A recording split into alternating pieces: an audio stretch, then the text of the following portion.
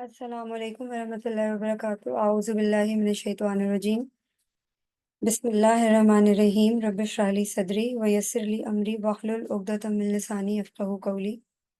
اللہم صلی علی محمد وعلی آل محمد کما صلیت علی ابراہیم وعلی آل ابراہیم انک حمید مجید۔ اللہم بارک علی محمد وعلی آل محمد کما بارکت علی ابراہیم وعلی آل ابراہیم انک حمید مجید۔ اللہم انی اسألک علما نافعا ورزقا طیبا وعملا متقبلا۔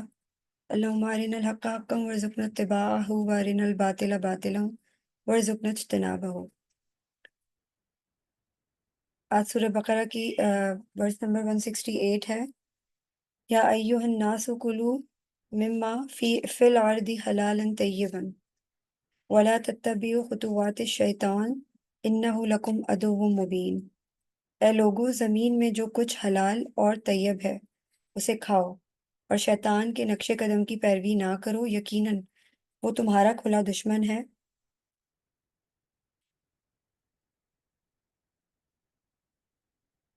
یہ خطاب عربوں سے ہے بیسیکلی اللہ تعالیٰ کا، جن کے شرک کی طرف اوپر کی آیات میں اشارہ کیا گیا تھا۔ پہلے توحید کے سلسلے میں ان کی بدعات کا ذکر کیا گیا، پھر آگے چل کر اہل کتاب کی بدعات کی تردید کی گئی۔ عربوں کو خطاب کر کے فرمایا کہ زمین کی چیزوں میں سے جو جائز اور پاکیزہ چیزیں ہیں ان کو کھاؤ، اور شیطان کے نقش قدم کی پیروی نہ کرو۔ شیطان کے نقش قدم کی پیروی سے مطلب یہ ہے کہ تم نے اپنے جی سے محض اپنے مشرکانہ توہمات کے تحت جو حلال اور حرام ٹھہرا رکھے ہیں ان کی کوئی شرعی سند نہیں ہے، بلکہ یہ راہ تمہیں شیطان نے دکھائی ہے، اور تم نے اس کی پیروی میں خدا کی جائز کی ہوئی چیزوں کو حرام ٹھہرا لیا، اور اس طرح خدا کے حق تحریم و تحلیل میں مداخلت کر کے شرک کے مرتکب ہوئے ہو۔ چونکہ خدا کے حکم کے بغیر تحریم و تحلیل شرک ہے، اس وجہ سے قرآن میں شرک اور تحریم و تحلیل کا مضمون جگہ جگہ ایک ساتھ بیان ہوا ہے۔ مثلا سورہ نحل میں آتا ہے، اور مشرک کہتے ہیں کہ اگر اللہ چاہتا تو نہ ہم اس کے سوا کسی چیز کو پوچھ سکتے تھے اور نہ اس کے بغیر کسی چیز کو حرام ٹھہرا سکتے۔ اسی طرح سورہ انعام میں اللہ تعالیٰ فرماتے ہیں، یہ مشرک کہیں گے اگر اللہ چاہتا تو نہ ہم اور ہمارے آباء و اجداد کسی چیز کو اس کا شریک بنا سکتے اور نہ کسی چیز کو حرام ٹھہرا سکتے۔ اس سے معلوم ہوا کہ شرک اور تحریم و تحلیل دونوں ایک دوسرے سے متعلق مضمون ہیں۔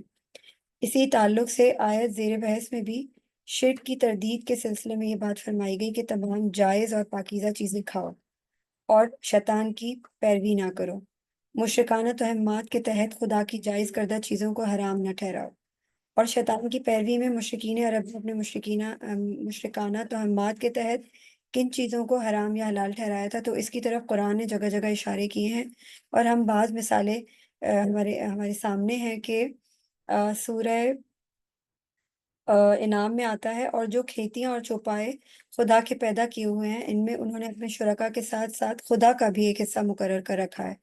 کہتے ہیں کہ یہ تو اللہ کے لیے ان کے گمان کے مطابق، اور اتنا ہمارے شرکا کے لیے ہے، تو جو حصہ ان کے شرکا کا ہوتا ہے وہ تو اللہ کی طرف منتقل نہیں ہو سکتا، اور جو اللہ کا ہوتا ہے وہ ان کے شرکا کو منتقل ہو سکتا ہے۔ کتنا برا فیصلہ یہ کرتے ہیں۔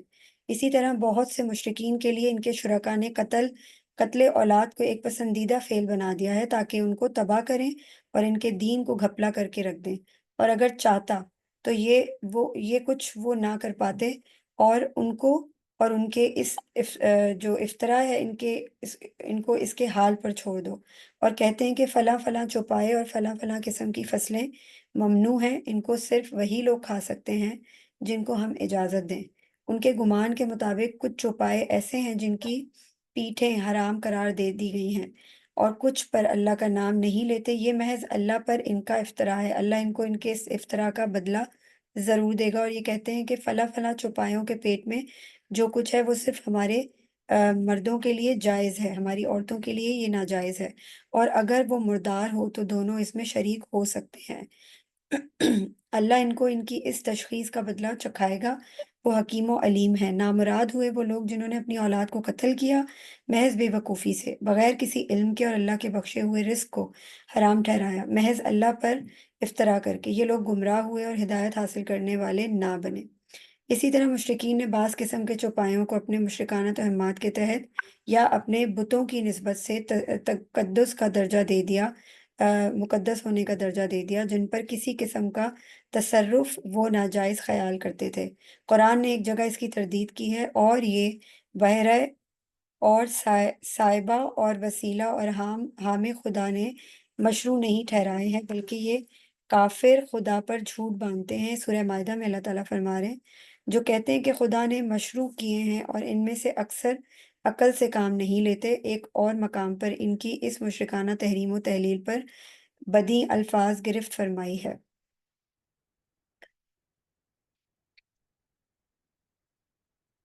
اور چوپایوں میں سے بوجھ اٹھانے والے بھی پیدا کیے، اور زمین سے لگے ہوئے بھی۔ ایک اور آیت میں سورہ نام کی اللہ تعالیٰ فرما رہے ہیں، خدا نے خدا نے جو تمہیں بخشے ہیں ان میں سے کھاؤ، اور شیطان کے نقش قدم کی پیروی نہ کرو، بے شک وہ تمہارا کھلا دشمن ہے۔ آؤ ان چوپایوں کی 8 قسموں کو لو، بھیڑوں میں سے 2 اور بکریوں میں سے 2، پھر پوچھو ان سے کہ خدا نے ان کے نروں کو حرام ٹھہرایا ہے یا ماداؤں کو، یا ان بچوں کو جو ماداؤں کے پیٹوں میں ہے۔ کہو کہ مجھے کسی سند کے ساتھ بتاؤ اگر تم اپنے اس دعوے میں سچے ہو، اور اس طرح 2 اونٹوں میں سے اور 2 گایوں میں سے لو، اور ان سے پوچھو کہ ان کے نروں کو حرام کیا ہے یا ان کی ماداؤں کو، یا ان کو جو ان کی ماداؤں کے پیٹوں میں ہے۔ ان سے پوچھو کیا تم اس وقت موجود تھے جب خدا نے تمہیں ان باتوں کا حکم دیا؟ تو ان سے بڑھ کر ظالم کون ہو سکتا ہے جو خدا پر جھوٹا بہتان لگائے تاکہ لوگوں کو کسی علم و سند کے بغیر گمراہی میں مبتلا کریں۔ خدا ظالموں کو کبھی رحیاب نہیں کرے گا۔ کہہ دو مجھ پر جو وحی ہوئی ہے، اس میں تو میں کسی کھانے والے پر بجز اس کے کوئی چیز حرام نہیں پاتا کہ یا تو مردار ہو، یا بہایا ہوا خون، یا سور کا گوشت، یہ چیزیں نجس ہیں، یا کسی چیز کو غیر اللہ کے نام پر ذبح کیا گیا ہو خدا کے حکم کی نافرمانی کرتے ہوئے۔ یہ تفصیل جو ایسے یہ بات معلوم ہوتی ہے کہ آ، اس آیت کے اندر شیطان کے نقش قدم کی پیروی سے مراد یہی مشرکانہ توہمات کے تحت اللہ تعالیٰ کی پیدا کی ہوئی چیزوں کو حرام ٹھہرانا ہے۔ یہاں یہ حقیقت بھی ملحوظ رہے کہ شیطان اور اس کی ذریات کو خاص اس مسئلے سے بڑی دلچسپی ہے، اس نے لوگوں کو توحید کے راستے سے ہٹانے کے لیے اس راستے کو بہت کامیاب اور آسان پایا ہے۔ اس وجہ سے شروع ہی سے اس کو اپنے پروگرام میں شامل کر کے وہ پوری جرت اور صفائی کے ساتھ اس کا اعلان بھی اس نے کر رکھا ہے۔ اور اللہ تعالیٰ ایک اور جگہ پہ سورہ نساء میں فرماتے ہیں، اور شیطان نے کہا کہ میں تیرے بندوں میں سے اپنا ایک متعین حصہ الگ کر کے رہوں گا، میں ان کو گمراہ کروں گا، ان کو آرزوؤں کے جال میں پھنساؤں گا اور ان کو سمجھاؤں گا، تو وہ چوپایوں کے کان کاٹیں گے، اور ان کو سمجھاؤں گا تو وہ اللہ کی بنائی ہوئی فطرت کو تبدیل کریں گے، اور جو اللہ کو چھوڑ کر شیطان کو اپنے کارساز بنائے گا تو وہ کھلی ہوئی نامرادی میں مبتلا ہوا۔ آپ سوچیں کہ اس کے اندر سورہ نساء کے اندر شیطان کی اللہ تعالیٰ فرما رہے ہیں بات کہ وہ کہہ رہے کہ میں اللہ کی بنائی ہوئی فطرت کو تبدیل کروں گا، اور آج آپ دیکھیں کہ ہمارے معاشرے میں ڈرمیٹولوجسٹ کے ذریعے ہم اپنے چہروں کو بگاڑ رہے ہیں اور اللہ کی بنائی ہوئی چہروں کو چینج کر رہے ہیں۔ اور پہلے LGBTQ کا معاملہ تھا، اور اب دیکھیں یہ والا معاملہ آ گیا ہے کہ اب ہر کوئی ایک نارمل ایک عام سے گھر کی لڑکی بھی جو ہے یہ سوچ رہی ہے کہ میرا چہرہ ٹھیک نہیں بنا، اس کو میں نے بدلنا ہے۔ اور اس کے علاوہ اتنے کوئی فتنے پھیل چکے ہیں کہ فطرت تو پیچھے چھوڑ دیا ہم نے، نیچر کو ہم نے پیچھے چھوڑ دیا، ہر چیز کے اندر ملاوٹ آ چکی ہے۔ اور یہاں ایک اور بات بھی میں بتاتی چلوں کہ اس اوپر جو جس چیز کا ذکر کیا جا رہا ہے کہ اللہ تعالیٰ کے نام سے جھوٹ باندھ کر کسی کو کچھ کہنا، تو اکثر میں نوٹس کرتی ہوں کہ ہم پیرنٹس ہی اپنے بچوں کو بتا رہے ہوتے ہیں کہ یہ نہیں کرو اللہ تعالیٰ گناہ دیں گے، یہ نہیں کرنا، حالانکہ ہمیں اس کی اوتھینٹیکیشن نہیں ہوتی۔ ہم بچوں کو ڈرانے کے لیے اللہ سے ڈراتے ہیں اور غلط چیزیں کرتے ہیں، یہ بھی انہی چیزوں میں شامل ہے۔ ہم ان چیزوں کو بہت چھوٹی باتیں سمجھتے ہیں، مگر یہ بہت بڑی باتیں ہیں، ان کا خیال ہمیں رکھنا چاہیے۔ اس آیت میں حلال کے ساتھ طیب کی صفت اس بات کو ظاہر کرتی ہے کہ اسلام میں جو چیزیں جائز ہیں وہ لازماً پاکیزہ بھی ہیں۔ گویا ہر چیز کے ساتھ جواز و عدم جواز کے امتیاز کے لیے جس طرح ایک شرعی اور قانونی معیار ہے، اسی طرح ایک عقلی اور فطری معیار بھی ہے۔ جو چیزیں ظاہری گندگی اور عقلی اور اخلاقی مفاسد سے آلودہ نہیں ہیں، وہ سب چیزیں حلال ہیں۔ اس کے برعکس جن چیزوں کے اندر کوئی ظاہری یا باطنی گندگی موجود ہے وہ ناجائز ٹھہرا دی گئی ہیں۔ شیطان کے لیے اس کی صفت اس حقیقت کو ظاہر کرتی ہے کہ بنی نوع آدم کے ساتھ اس کی دشمنی کوئی ڈھکی چھپی بات نہیں ہے، بلکہ وہ روز اول سے آدم اور ان کی اولاد کو بھڑکا رہا ہے اور ان کا دشمن ہے، اور اپنی اسی دشمنی کو قیامت تک کے لیے کھلم کھلا اس کا وہ اعلان بھی کر چکا ہے۔ تو جس سے واضح ہے کہ وہ اپنی اس دشمنی کا خود اللہ تعالیٰ کے سامنے پوری جسارت کے ساتھ اظہار کر چکا ہے۔ اور یہی والی بات اللہ تعالیٰ ایک اور سورت کی آیت میں فرما رہے ہیں، ابلیس بولا بھلا میں اس کو سجدہ کروں جسے تو نے مٹی سے بنایا ہے؟ اس نے کہا یہ ہے جسے تو نے مجھ پر فضیلت بخشی ہے، اگر تو نے مجھے قیامت تک کے لیے مہلت بخشی تو میں اس کی ساری ذریت کو چٹ کر جاؤں گا، صرف تھوڑے ہی میرے فتنوں سے محفوظ رہ سکیں گے۔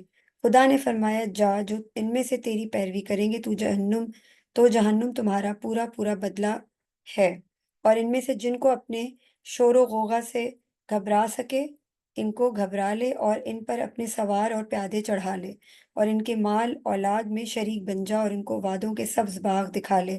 اور شیطان کے یہ وعدے فریب کے سوا اور کچھ نہیں۔ ایک دوسرے مقام میں شیطان جو ہے وہ کہتا ہے کہ بوجہ اس کے تو نے آدم کے سبب سے مجھے گمراہی میں ڈالا، میں تیری سیدھی راہ پر ان کی گھات میں بیٹھوں گا، پھر میں ان کے آگے سے، ان کے پیچھے سے، ان کے دائیں سے، ان کے بائیں سے ان کی راہ ماروں گا، اور تو ان میں سے اکثر کو اپنا شکر گزار نہیں پائے گا۔ جو دشمن اتنے کھلے ہوئے الفاظ میں اعلان جنگ دے چکا ہو، اس کے ایک کھلے ہوئے دشمن ہونے میں کسی شبے کی گنجائش نہیں ہو سکتی۔ اسی وجہ سے قرآن نے اس کو عدو مبین سے تعبیر کیا ہے۔ یہ شیطان کی صفت ہے، اور مقصود اس سے بنی آدم کو آگاہ کرنا ہے کہ ایک چھپے ہوئے دشمن سے دھوکا کھا جانا تو کچھ بعید نہیں ہوتا، لیکن ایک کھلے ہوئے دشمن سے دھوکا کھا جانا، یہاں تک کہ اس کو دوست اور کارساز سمجھ کر اس کے مشوروں پر کاربند ہونا، ایک ایسی حماقت ہے جس سے بڑی حماقت کوئی اور نہیں ہو سکتی۔ اچھا، اس آیت میں طیبن کا لفظ ایک گہرا روحانی پیغام بھی رکھتا ہے۔ محض کھانے کا حلال ہونا کافی نہیں ہے، بلکہ وہ کھانا دل کو، پاک روح کو صاف اور جسم کو نفع پہنچانے والا ہو۔ ایک شخص اگر کسی چیز پر حلال کا لیبل دے کر اسے کھا لے، لیکن وہ چیز اخلاقی یا جسمانی طور پر مضر ہو یا نقصان دہ ہو، تو کیا وہ طیب کہلائے گی؟ نہیں۔ امام غزالی فرماتے ہیں کہ طیب خوراک دل کو اللہ کی طرف مائل کرتی ہے، جبکہ خبیث خوراک دل کو گناہوں کی طرف مائل کرتی ہے۔ حرام خوراک دل کو گناہوں کی طرف مائل کرتی ہے، چاہے وہ شرعی طور پر حلال ہی کیوں نہ ہو۔ اس لیے نبی اکرم صلی اللہ علیہ وآلہ وسلم نے فرمایا جو طیب پاکیزہ ہیں ان کے لیے طیب چیزیں ہیں۔ یہ اصول صرف خوراک نہیں بلکہ زندگی کے ہر پہلو کے اوپر لاگو ہوتی ہے۔ اس کے بعد اگلی آیت ہے انما یامرکم بالسوء والفحشاء وان تقولوا علی اللہ ما لا تعلمون۔ وہ شیطان تو بس تمہیں بدی اور بے حیائی کا حکم دیتا ہے، اور اس کا کہ تم اللہ کی طرف وہ باتیں منسوب کرو جن کے بارے میں تمہیں کوئی علم نہیں ہے۔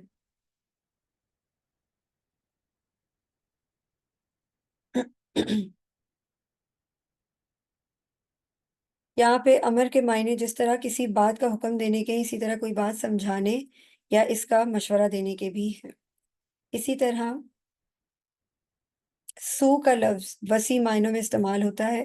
اس سے جسمانی اور مادی نقصان اور گزند بھی مراد ہوتا ہے۔ مثلاً اللہ تعالیٰ سورہ آل عمران میں فرماتے ہیں اور وہ خدا کی نعمت اور اس کا فضل لے کر لوٹے اور ان کو کوئی گزند نہ پہنچا یا نقصان نہ پہنچا، اس سے بیماری بھی مراد ہوتی ہے۔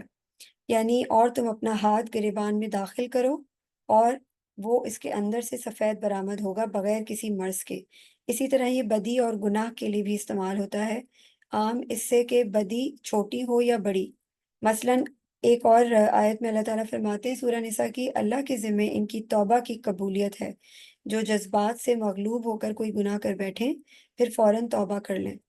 فحشا کا مفہوم جو ہے وہ اس طرح ہے کچھ کہ فحشا کا جو لفظ ہے کھلی ہوئی بدکاری اور بے حیائی کے لیے استعمال ہوتا ہے۔ قرآن میں اس سے زنا، لواطت اور ننگے ہو کر طواف کرنے کی قسم کی برائیوں کی طرف اشارے کیے گئے ہیں۔ جب سو اور فحشا دونوں لفظ ایک ساتھ جمع ہو جاتے ہیں تو یہ نہ صرف تمام چھوٹی بڑی برائیوں کو ہی اپنے اندر سمیٹ لیتے ہیں بلکہ ہر طرح کے مالی، جسمانی اور عقلی نقصانات اور مصائب بھی ان کے تحت آ جاتے ہیں۔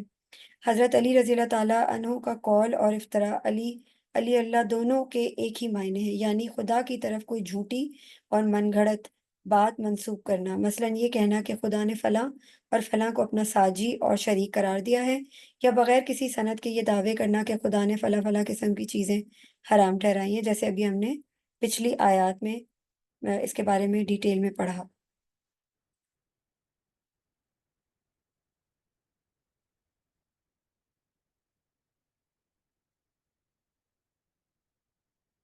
یہ آیت بیسیکلی پچھلی آیت ہی کا تسلسل ہے، جہاں اللہ تعالیٰ نے شیطان کو انسان کا کھلا دشمن قرار دیا ہے۔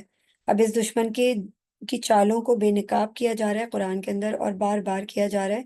قرآن کہتا ہے کہ شیطان کا اصل کام ہے سو اور فحشا، یعنی بے حیائی اور برائی، اور اللہ پر جھوٹ بولنا۔ یہ تین چیزیں جو ہے نا، یہ اس کے لیے انسان کو بہکاتا ہے۔ امام طبری اور امام راضی اس آیت کی تفسیر میں لکھتے ہیں کہ سو سے مراد وہ تمام برائیاں ہیں جو انسان کو گناہوں میں ملوث کرتی ہیں، جیسے حسد، تکبر، جھوٹ، چوری، ظلم اور غفلت۔ اور فحشا کا مطلب تمام اخلاقی بے راہ روی جیسی برائیاں ہیں، جیسے ابھی میں نے آپ ذکر کیا، زنا، فحش کلامی، بے پردگی اور نفس پرستی۔ شیطان کی سب سے خطرناک چال فحشا ہے، کیونکہ یہ انسان کی شرم و حیا کو ختم کر دیتا ہے، جو کہ ایمان کا جز ہے۔ نبی اکرم صلی اللہ علیہ وآلہ وسلم نے فرمایا، حیا ایمان کی ایک شاخ ہے۔ جب انسان حیا کھو دیتا ہے تو برائی کو برائی سمجھنا بھی چھوڑ دیتا ہے، اور معاشرہ بے راہ روی کا شکار ہو جاتا ہے۔ آج اگر ہم دیکھیں میڈیا، سوشل میڈیا پہ فیشن اور کلچر کے نام پر جو کچھ ہو رہا ہے، وہ اس آیت کی عملی مثال ہے کہ شیطان کیسے فحاشی کو عام کر رہا ہے اور برائی کو فخر کا ذریعہ بنانے پر لوگوں کو اکسا رہا ہے۔ تیسرا جو جرم ہے، وہ جو شیطان سکھاتا ہے، وہ ہے اللہ کے بارے میں وہ بات کہنا جس کا علم نہ ہو ہمیں، یعنی دین میں اپنی مرضی سے باتیں گھڑ لینا، فتویٰ بازی کرنا، یا اللہ کے احکامات میں تحریف کرنا۔ نبی اکرم صلی اللہ علیہ وآلہ وسلم نے فرمایا، جس نے میرے اوپر جان بوجھ کر جھوٹ باندھا، وہ اپنا ٹھکانہ جہنم میں بنا لے۔ یہ آیت ہمیں خبردار کرتی ہے کہ اللہ پر جھوٹ باندھنا، یعنی دین میں خود ساختہ باتیں گھڑنا، قرآن و حدیث کے خلاف تعویلیں کرنا بہت بڑا گناہ ہے۔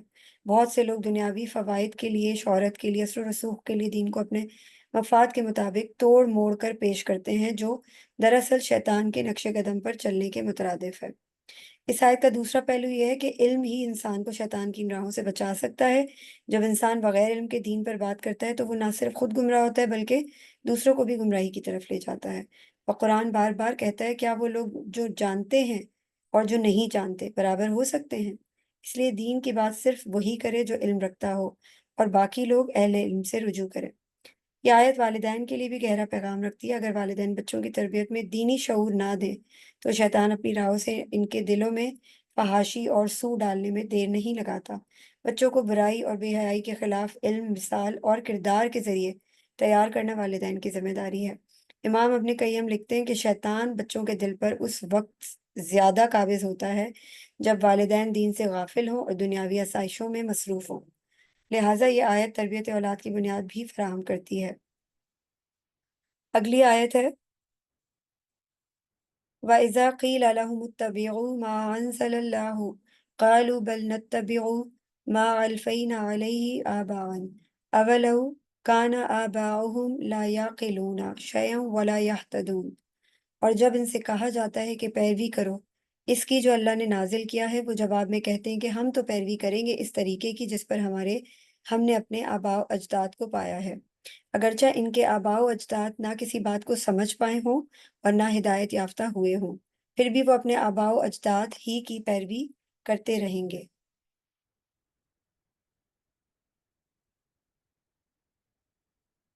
یہ آیت ہمیں ایک ایسے فکری اور روحانی مرض سے خبردار کرتی ہے جو صرف ماضی کے مشرکین کا مسئلہ نہیں بلکہ آج بھی مسلمانوں میں پایا جاتا ہے۔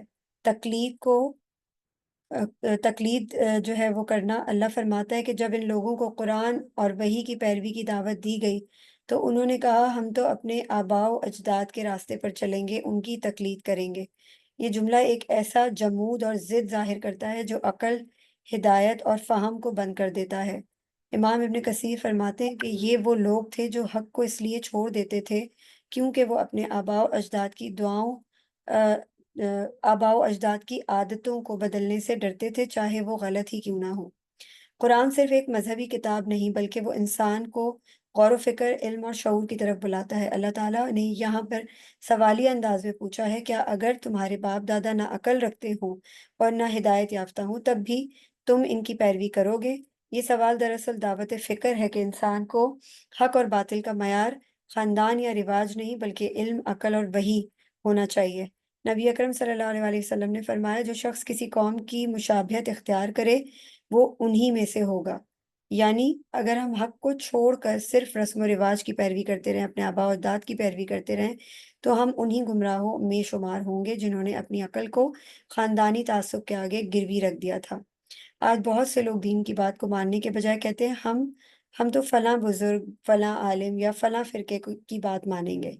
یہ رویہ اسی آیت کا تسلسل ہے کہ حق کو چھوڑ کر شخصیات کی اندھی تقلید کرنا۔ امام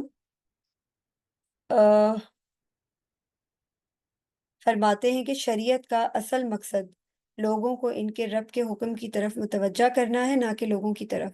جب دین بس یہی ہوتا آیا ہے کہ بنیاد پر سمجھا جائے گا تو ترقی رک جائے گی اور انسان جمود کا شکار ہو جائے گا۔ اس آیت میں اللہ تعالیٰ ہمیں جھنجھوڑ کر بتا رہے ہیں کہ صرف باپ دادا کی پیروی کافی نہیں، جبکہ جب تک وہ راستہ اللہ کے نازل کردہ علم سے نہ جڑا ہوا ہو۔ اس آیت کا پیغام صرف فرد کے لیے نہیں بلکہ پورے معاشرے کے لیے بھی ہے۔ بہت سے معاشرتی رسوم جیسے جھوٹی قسمیں، میلوں ٹھیلوں میں گناہ، شادی بیاہ کی فضول رسومات یا عورتوں کے حقوق کی پامالی، سب کچھ ہمارے ہاں یہی چلتا آیا ہے کی بنیاد پر جاری و ساری ہے۔ اسلامی معاشرت کو روایت پرستی سے نکال کر وحی پرستی، عقل مندی اور اصلاح کی طرف لے جانا اسی آیت کی عملی تفسیر ہے، اور یہ کرنا بہت ضروری ہے۔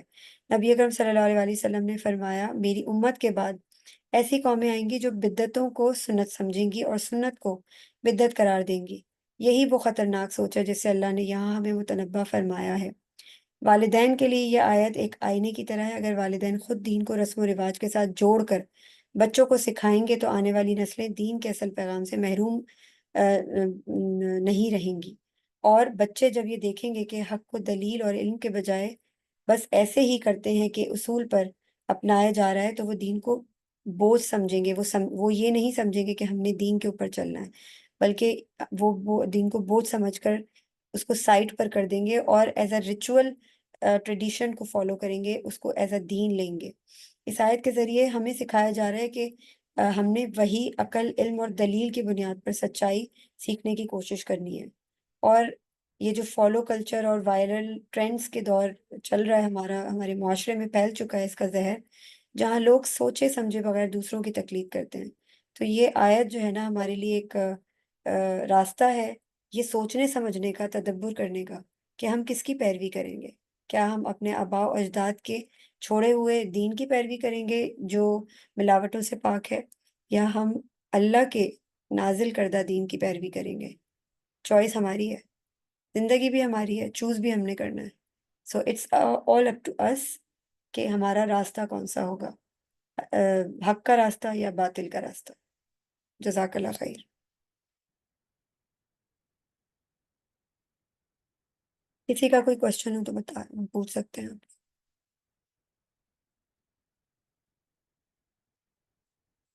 میرا کوشچن ہے کہ کر سکتا ہوں؟ جی جی شور، ٹھیک ہے آپ سر، کافی دن کے بعد آپ نے جوائن کیا کلاس۔ جی جی، اللہ کا شکر۔ آپ بتائیں آپ کیسے ہیں؟ الحمدللہ۔ جی بتائیے آپ کا کوشچن کیا ہے؟ کوشچن یہ ہے کہ آپ نے بات کی کہ شیطان جو ہے وہ اللہ تعالیٰ کے مقابلے میں کھڑا ہو گیا، اور مطلب وہ اللہ تعالیٰ سے کہنے لگا کہ بھئی میں آپ کے بندوں کو جو ہے وہ ایک تہائی اپنی طرف کروں گی، جس طرح بھی ایک پورا جو ایک حصہ ہوگا وہ اپنی سائڈ کر لوں گا۔ تو کوشچن اس میں یہ آتا ہے کہ کیا شیطان کو یہ چیز پتا نہیں تھی کہ میں اللہ تعالیٰ کے اگینسٹ کھڑا ہو رہا ہوں، اور یہ سب چیزیں وہ ہم سے زیادہ نالج رکھتا تھا، کیونکہ وہ ایک قسم کا اللہ تعالیٰ کو اس نے ایک قسم سے وہ سب ریالٹی میں اس نے وہ ساری چیزیں ہوتی ہوئی دیکھی تھی جن پہ ہم بلیو آف ان نون کرتے ہیں، ٹھیک ہے، کہ جیسے فرشتے ایگزسٹ کرتے ہیں یا لاٹ آف ادر چیزیں جو ہم بغیر دیکھے کرتے ہیں، ٹھیک ہے، بٹ شیطان وہ سب چیزیں وہاں پہ فیل کر رہا تھا، ٹھیک ہے۔ تو وہ کیا ان سب چیزوں کے بارے میں نہیں جانتا تھا، حق اور باطل کے بارے میں، اور یہ سب کس طرح سے اللہ تعالیٰ سے کنیکٹڈ ہے، یا پھر یہ اللہ تعالیٰ کا ایک پلان تھا؟ اس کے بارے میں تھوڑا الیبریٹ کر دیں کبھی۔ جی دیکھیں، یہ ڈیفینیٹلی اللہ کا پلان تھا، کیونکہ اللہ کے پلان کے بغیر تو پتہ بھی نہیں ہل سکتا نا۔ تو ڈیفینیٹلی یہ اللہ ہی کے پلان میں تھا، مگر وہ کہتے ہیں نا کہ ایک ول جو ہے نا اللہ تعالیٰ نے چھوڑی ہوئی ہے، کہ وہ کہیں نہ کہیں کچھ نہ کچھ دل کے کسی کونے میں ہوتی ہے، وہ آپ کے ہمارے جیسے اب ہم ہیں، ہم یہ سوچتے ہیں کہ یہ تو ہونا ہی تھا کیونکہ اللہ نے پلان کیا ہوا تھا، یا ہمارے اوپر یہ آزمائش تو آنی ہی تھی، یا ہم نے اس تکلیف سے گزرنا تھا، یا ہمیں یہ خوشی ملنی تھی۔ یہ سب چیزیں ہم یہ سوچتے ہیں کہ جب یہ سب لکھا ہوا تھا تو اللہ تعالیٰ پھر ہمیں گناہوں کی سزا کیوں ملے گی، یا ہمیں جنت اور جہنم میں سیپریٹلی ڈسٹریبیوشن سے کیوں ڈالا جائے گا؟ گناہ کرنے والے جہنم کی آگ میں جلیں گے، اور نیکی کمانے والے جو ہیں وہ جنت میں جائیں گے۔ تو یہ واقعی سب اللہ کا پلان تھا، مگر ایک اللہ تعالیٰ نے ایک ول بھی رکھی تھی کہ ہماری بھی کہیں نہ کہیں کچھ نہ کچھ مرضی ہے۔ ڈیفینیٹلی یہ سب اللہ کے پلان کے مطابق ہی ہوا ہے۔ شیطان اور انسان کا جو بھی اللہ تعالیٰ نے پروسیس رکھا، سب سے پہلے اللہ تعالیٰ نے دنیا بنائی، اور جس طریقے سے سارے اسٹیپس ہمیں پتہ ہیں، اس کو یہ بھی معلوم تھا کہ وہ جو کر رہا ہے وہ غلط ہے، لیکن تکبر، آپ دیکھیں تکبر کہتے ہیں نا کہ تکبر جو ہے وہ رائی کے دانے کے برابر بھی ہمارے دلوں میں یا دماغوں میں ہوگا، تو ہم چاہے پوری زندگی نیکیاں کرتے ہوئے گزار دیں، وہ رائی کے دانے کے برابر تکبر ہمیں جہنم کی آگ میں لے جائے گا۔ تو شیطان کو بھی تکبر نے ہی جو ہے وہ پھنسا دیا یہاں پہ۔ آپ دیکھیں، کیا آپ کو نہیں پتا کہ سچ صحیح کیا ہے، غلط کیا ہے، گناہ کیا ہے، ثواب کیا ہے، نیکی کیا ہے، حق کیا ہے، باطل کیا ہے؟ مجھے پتا ہے، آپ کو پتا ہے، سب کو پتا ہے۔ ہر انسان جانتا ہے کہ صحیح کیا ہے، غلط کیا ہے، سچ کیا ہے، جھوٹ کیا ہے، جنت کیا ہے، دوزخ کیا ہے۔ اس کے باوجود آپ بتائیں کتنے لوگ نیکیاں کر رہے ہیں، جانتے بوجھتے اپنے آپ کو گڑھوں میں گرا رہے ہیں، گناہوں کی دلدل میں گرا رہے ہیں، جانتے بوجھتے 2 دن کی زندگی کو لاکھوں کروڑوں سال کی زندگی کے اوپر فوقیت دے رہے ہیں، جانتے بوجھتے اپنے آپ کو جہنم میں دھکیلنے کے سارے وہ کام کر رہے ہیں۔ اپنے آس پاس کی ہمیں آگ نظر نہیں آ رہی کہ وہ یہ آگ جو ہے یہ ہمیں جہنم میں لے جا سکتی ہے، ہم اپنے آپ کو ٹھیک کر لیں، تو پھر کیسے؟ آبویسلی شیطان کو بھی اس وقت اس کے اندر بھی ایک یہ سوچ ابھری ہوگی اس کے دماغ میں کہ بھائی میں سپیریئر ہوں، اور یہ تو مٹی کے بنے ہوئے ہیں، تو میں کیسے ان کے آگے سجدہ کروں؟ لیکن اس نے یہ نہیں سوچا کہ یہ اللہ تعالیٰ نے مجھے بنایا ہے، وہ اس نے اس چیز کو انا کا مسئلہ بنایا کہ یہ اللہ تعالیٰ کا حکم ہے کہ میں اس مٹی کے انسان کے سامنے میں سجدہ کروں، میں تو اس سے سپیریئر ہوں۔ اس نے اس چیز کو ذہن میں نہیں رکھا کہ یہ میرا مالک ہے، اور اس نے مجھے حکم دیا ہے، یہ اب جو بھی حکم دے گا وہ میرا کام ہے کہ اس کا حکم میں مانوں۔ جی سر۔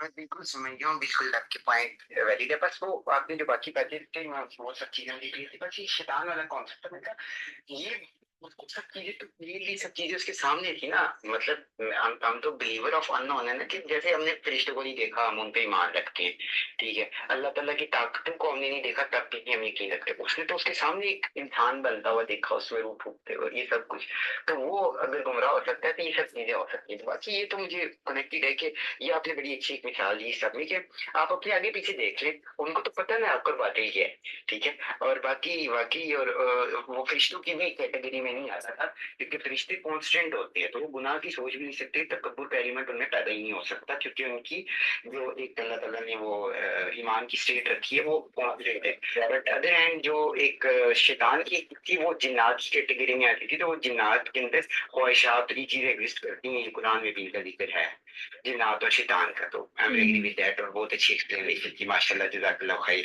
بارک اللہ فیک۔ آپ دیکھیں کہ ہم تو چلے ہم نے نہیں دیکھا ہوا نا، لیکن آپ بنی اسرائیل کی اگزامپل لے لیں، اللہ تعالیٰ کے کتنے معجزات انہوں نے اپنی آنکھوں سے دیکھے ہیں، اور اللہ تعالیٰ نے ایون کہ ان کے لیے آسمان سے من و سلوہ اتارا، ان کے لیے ان کو کھلے کھلے جو ہے وہ معجزات دکھائے، وہ سب دیکھنے کے باوجود بھی وہ پھر اپنے لیے ایک بت بنا کے بیٹھ جاتے تھے، اپنا خدا الگ کر کے بیٹھ جاتے تھے، تو ان کو بھی تو پتا تھا، دکھ بھی رہا تھا، اس کے باوجود ان کو یہ بھی پتا تھا کہ ہم نے مر کے قبر میں جانا ہے اور اللہ کو منہ دکھانا ہے، اس کے باوجود وہ وہی ان کی حرکتیں تھیں جو آپ کو پتا ہے آج تک چل رہی ہیں۔ تو انہوں نے تو معجزے دیکھے ہوئے اس قوم نے، تو جب یہ لوگ جو ہے وہ سب کچھ جانتے بوجھتے اپنے آپ کو گڑھے میں گرانے کے لیے تیار ہیں، تو پھر ظاہر ہی بات ہے، اور پھر وہی بات آ جاتی ہے کہ اللہ کا پلان تھا، اور اللہ ہی کا پلان ہے جو یہ ساری چیزیں اسٹیپ بائی اسٹیپ ہوتی چلی جا رہی ہیں۔ बिल्कुल ऐसे ही है। और इवन वो मूसा अलैहिस्सलाम का भी वाक़या देखिए, फ़िरौन से जब उन्हें बचा के लेके जाते हैं, तो वो आगे एक जगह पहुँचते हैं और वहाँ पे एक दरख्त के पास पहुँचते हैं, वहाँ पे जब स्टे करते हैं तो वहाँ के लोग पता है क्या करते हैं, वहाँ पे बैठ जाते हैं और मूसा अलैहिस्सलाम को कहते हैं कि मूसा एक काम कर, तू भी हमें एक जो है वो खुदा का मूर्ति बना दे और हम उसकी जो है वो पूजा करते हैं, उसकी इबादत करते हैं। तो उसपे कहते हैं कि अल्लाह ताला से वो मूसा अलैहिस्सलाम दुआ करते हैं कि इस उम्मत में ना बुत परस्ती का ऐसा कोई एक बीज बो दिया गया, भली वो जो थे फिरौन ने, जो फिरौन की वजह से जो इनके अंदर एक पैदा हो गया बीज, वो खत्म नहीं हो सकता। तो क्योंकि वो उसी वक्त एक मौजूद हुआ था, फिरौन का पूरा लश्कर अल्लाह ताला ने डुबा दिया था। बट वो फिर वो वाली बात है, बिल्कुल सही बात की आपने माशाल्लाह। और किसी का कोई वो क्वेश्चन है? भी लास्ट टाइम जब आए उनकी रूह कब्ज करने लगे थे, तो उससे पहले पहले वो कह रहा था कि मैं ईमान लाता हूँ, लेकिन फिर जो है ना अल्लाह ताला का ये फरमान है कि अब कौन सा टाइम है, अब तो कज़ा ही खड़ी है, अब मैंने कोई फायदा नहीं है।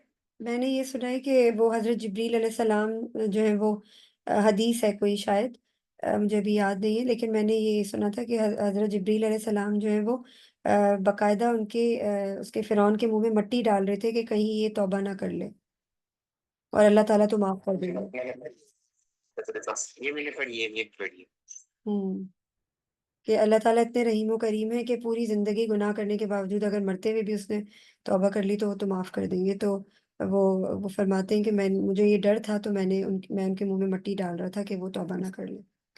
तो बस ये सारी चीज़ें कुरान में वैसे भी यही कहा जाता है कि ना अगर वो आप भी तौबा कर ले तो अल्लाह ताला माफ करने पे काबिल है। लेकिन और अल्लाह ताला उनको बुलाते भी हैं तौबा करने के लिए, लेकिन वो फिर भाग जाता है। जी, बिल्कुल ऐसा वो ही है, फिर आता है, वो करने लगता है फिर। ऐसा ही है। अब तो एक गलती करना और दूसरा फिर उसके ऊपर दस जाना, ये का बुरा है सर। जी, बिल्कुल।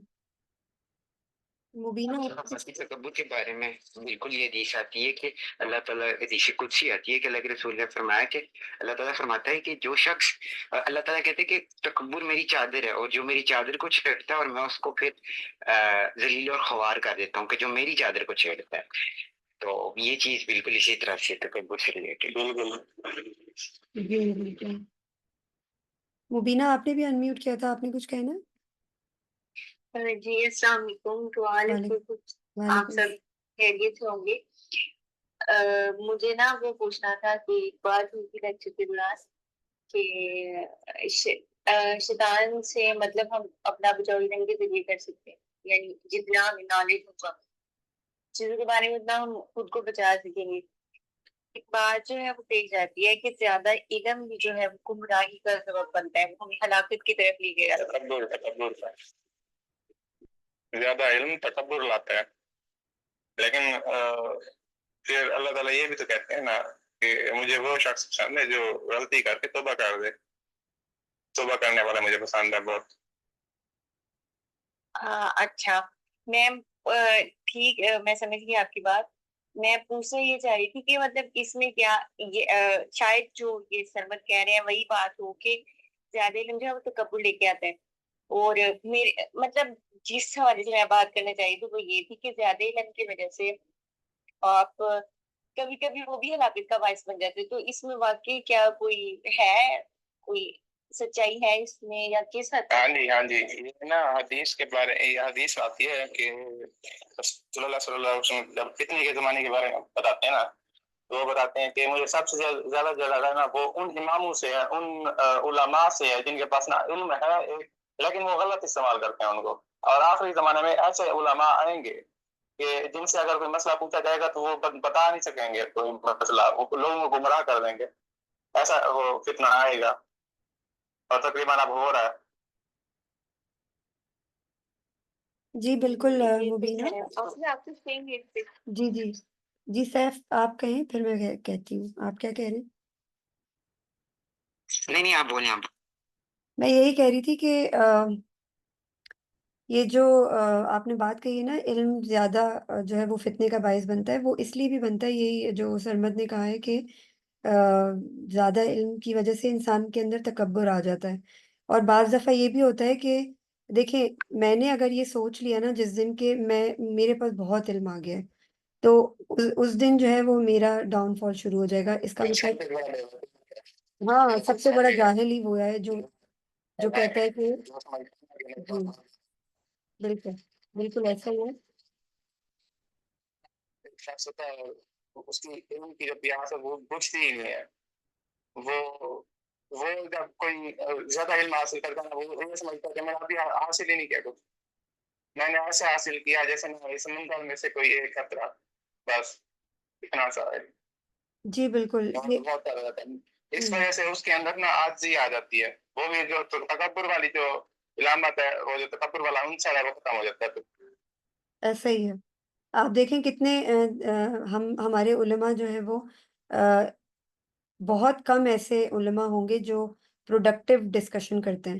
زیادہ تر جو ہے علماء ہے میں نے دیکھا ہے کہ آرگیومنٹ شروع ہوتی ہے تو ایک دوسرے کو نیچا دکھانا شروع ہو جاتے ہیں, یا کوشش کرتا ہے ہر کوئی کہ میں زیادہ بولوں تاکہ میرا علم جو ہے سب کو نظر آئے کہ میں بہت علم رکھتا ہوں. لیکن یہ جو سربت والی بات ہے نا کہ علم ہے ہی عاجزی. اگر آپ کے اندر عاجزی نہیں ہے تو اس کا مطلب کہ وہیں سے آپ جو ہے نا وہ آپ کے اندر وہ کبر آ چکا ہے کہ آپ سمجھتے ہیں کہ آپ بہت عالم فاضل ہیں اور آپ کے پاس بہت سارا علم ہے. تو یہ اسی پرپس کے لیے بات کہی جاتی ہے کہ زیادہ علم جو ہے وہ فتنے کا باعث بنتا ہے. یعنی اگر میرا سوچنے کا طریقہ جو ہے نا وہ بہت میٹر کرتا ہے. میں اگر اس اینگل سے سوچ رہی ہوں کہ میرے پاس تو بہت علم ہے اور اب جو ہے وہ مجھے ضرورت نہیں ہے علم کی, یا اگر میں 4 لوگوں میں بیٹھی ہوں تو سب سے زیادہ مجھے ہی پتہ ہے, تو میں ہی ڈیزرو کرتی ہوں کہ مجھے زیادہ وقت دیا جائے تاکہ میں زیادہ بولوں اور لوگ میری واہ واہ کریں. تو یہ والا جو علم ہے نا یہ پھر ہمیں جہنم کی آگی میں لے کر جائے گا. تو اپنے آپ کو ہمیشہ ڈاؤن ٹو ارتھ رکھنا بہت ضروری ہے. اگر آپ کو بے شک آپ نے کتابیں پڑھ لی ہوں, آپ نے سب کچھ آپ کو آتا ہو, اس کے باوجود اگر آپ کے اندر مزید علم حاصل کرنے کی پیاس موجود ہے اور آپ کی سوچ یہ ہے کہ نہیں مجھے ابھی بھی علم حاصل کرنا ہے, ابھی مجھے کچھ نہیں آتا, ابھی میں نے بہت کچھ سیکھنا ہے, ابھی بہت سی چیزیں ایسی ہیں جو میں نے مس کر دی ہیں, اور اگر ابھی میں نہیں سیکھوں گا تو پھر ہو سکتا ہے میں بہت سی چیزیں مس کر جاؤں. کیونکہ آپ کو پتہ ہے سیکھنے کا جو عمل ہے نا وہ ہمارا مرتے دم تک, قبر میں جانے تک ختم نہیں ہوگا. ٹھیک ہے, اور یہ ہمارا دین بھی ہمیں سکھاتا ہے. تو اگر ہم اس علم کو روک دیں اور ہم بند کر دیں اس کو ڈبے میں کہ ہم نے مطلب ہم ختم کر دیں کہ ہاں اب میرا علم, مجھے اب علم حاصل نہیں کرنا, میرا علم ختم, میں نے سب کچھ حاصل کر لیا, تو وہی علم فتنے کا باعث بنتا ہے. تو یہ سوچنے کا طریقہ بھی بہت میٹر کرتا ہے اس چیز کے لیے, اور اسی بات کے اوپر یہ بات جو ہے وہ پوری اترتی ہے کہ جو آپ نے پوچھی ہے. I hope you got the point.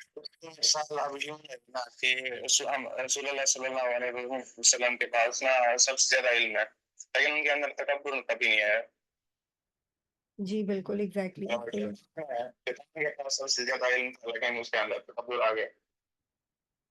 اچھا یہ میں نے یہ والی اس بات جو ہے یہی کو یہ سمجھا کہ میرے پاس بہت زیادہ علم ہے اور اپنی بات کو پورا یعنی کہ 100% وہ ٹھیک سمجھا, اس کے اوپر ڈٹ گیا تو لیکن اگر وہ قرآن اور سنت کے ساتھ ریلیٹ کی ہوئی ہے, اس کے ساتھ جڑی ہوئی ہے, اللہ تعالیٰ کے ساتھ جڑی ہوئی ہے, پھر وہ غلط نہیں کرتا, پھر وہ حق پر ہے. جی حق کی ایگزیکٹلی. پہچان کرنے والا ہی جو ہے نا وہ بتا سکتا ہے کہ یہ حق ٹھیک ہے, یہ حق ہے, یہ باطل ہے. جی ایسے ہی ہے بالکل. آئی ہوپ مبین. جزاکم اللہ خیر. بارک اللہ. اس میں نا ایک چیز اور میں ایڈ کرنا چاہتا ہوں, آج کے علماء سے ریلیٹڈ. آج کے علماء کو آپ کبھی بھی دیکھیں گے, عام بندہ ان کو, آپ کوئی بھی بندہ بات نہیں کر سکتا جو بھی تھوڑا مشہور ہے. ٹھیک ہے, تو ان کے پاس کیا ہے, جس کے پاس علم تھوڑا زیادہ ہوتا ہے اللہ تعالیٰ اس کو آٹومیٹکلی شہرت دیتا ہے. یہ ایک دونوں آپس میں ڈائریکٹلی پرپورشنل ہے. تو یہ میں نے ایک چیز دیکھی ہے کہ جس شخص کے پاس اللہ تعالیٰ تھوڑا علم دیتا ہے نا, یا تھوڑا زیادہ علم دیتا ہے, اللہ تعالیٰ اس کو مشہور کر دیتا ہے.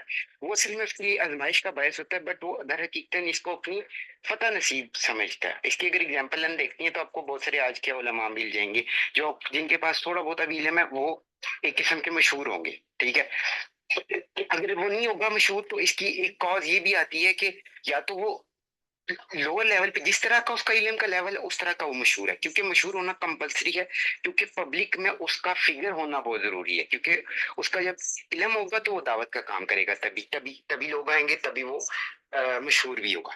تو اسی پوائنٹ پہ اس کا جو ہے وہ ڈاؤن فال بھی شروع ہو جاتا ہے اور اپ فال بھی. اگر وہ اس کی مرضی ہوتی ہے وہ کیا چنتا ہے. ٹھیک ہے, تو یہ